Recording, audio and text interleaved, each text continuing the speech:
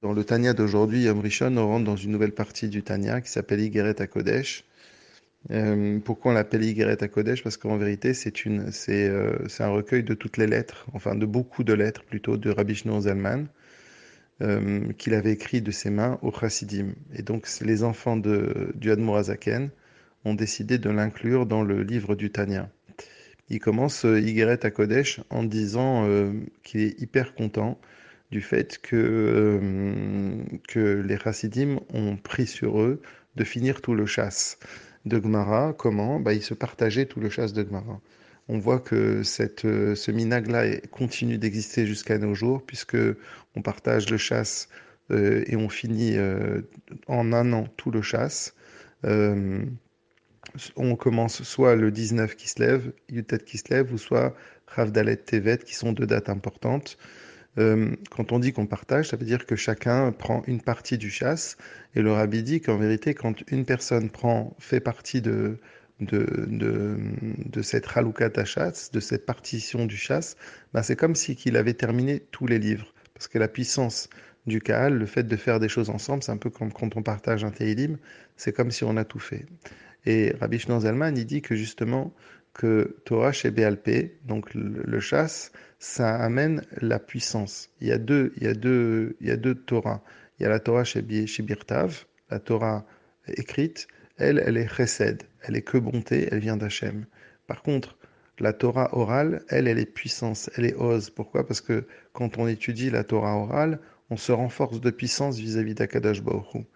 Il donne l'exemple qui est marqué dans Eshet Raïl, que la femme vertueuse, Chagra Be'oz Motnea, elle ferme avec force la ceinture de ses hanches. La hanche, dans le corps humain, elle fait la jonction entre le haut du corps, la tête, jusqu'à la tête, et les jambes. Si on a un équilibre dans les jambes, c'est grâce aux hanches. Et les hanches aussi, ils ont cette capacité de tenir la tête. Donc, de manière spirituelle, à quoi correspondent les motnaïm, les anges? Ça correspond à la emuna. Quand quelqu'un il a la emuna vis-à-vis d'Akadosh Baruch Hu, alors ça fait tenir, que ce soit les mitzvot, que ce soit le bas de son corps lié avec les pieds, ça fait tenir les mitzvot et ça fait aussi tenir la Torah. Et on voit que grâce à la emuna, on peut arriver à un niveau vraiment de teshuva, un niveau de teshuva très haut. Parce que quand on a de la emuna, bah justement, tout ce qui se passe dans ce monde, on considère que c'est quelque chose qu'on voit avec un autre aspect. Et justement, par rapport à ça, on dit que une seule seconde de tshuva et de maasim tovim dans ce monde-là, c'est mieux que tous les olamot du Gan Eden. Pourquoi? Parce qu'il y a deux, si l'on peut dire, il y a deux façons de recevoir. On peut recevoir comme un ange qui reçoit une lumière et qui se tient et qui prend quelque chose. Mais là, il n'y a pas de puissance, il n'y a pas de force. C'est comme on a dit avant, c'est du chesed, c'est de la bonté.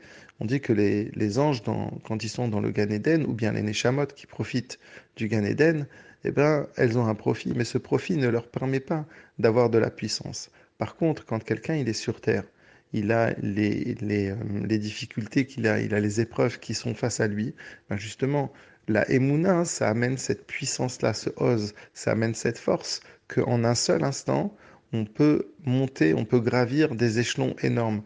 On n'a pas besoin de passer par des tonnes de temps. On voit que le monde est partagé en trois grandes choses qui sont les choses les plus importantes sur lesquelles est bâti le monde, qui sont l'espace, le temps et la vie.